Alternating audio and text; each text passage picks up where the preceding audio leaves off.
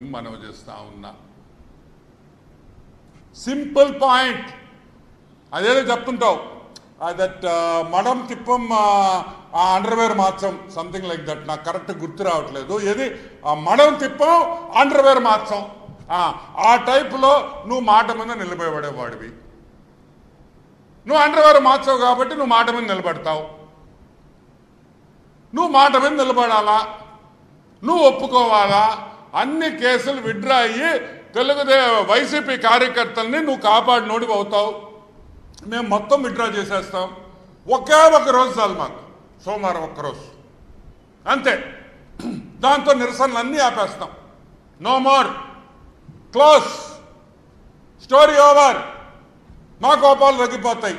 మీరు ఎట్ట కోపాలు వచ్చి మీరు బీపీ తగ్గించుకోవాలనుకున్నారో అదే పద్ధతిలో మాకు తెలుగుదేశం కార్యకర్తలకి మా బీపీలు తగ్గించుకునే దానికి కూడా మీరు అవకాశం ఇవ్వాలా.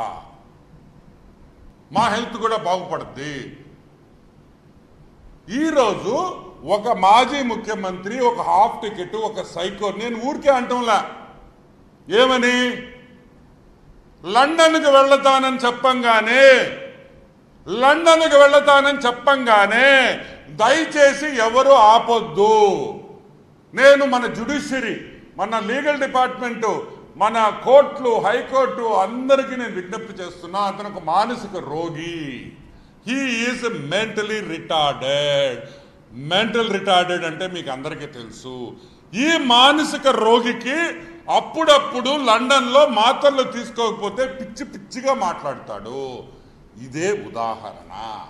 కాబట్టి మీరు మొగోళ్ళైతే, మీరు మొగతనం ఉంటే, నిజంగా మీరు చెప్పిన మాట మీద నిలబడే పని అయితే మీరు రేపు సాక్షి పేపర్లో వేయంగానే సోమవారం మేము నిరసన కార్యక్రమానికి మేము పిలిపిస్తాం. మేము రెడీగా ఉన్నాం, రెడీగా ఉండాలి, కార్యకర్తలు కూడా రెడీగా ఉంటాం అని కూడా నేను మనవి చేస్తున్నాను.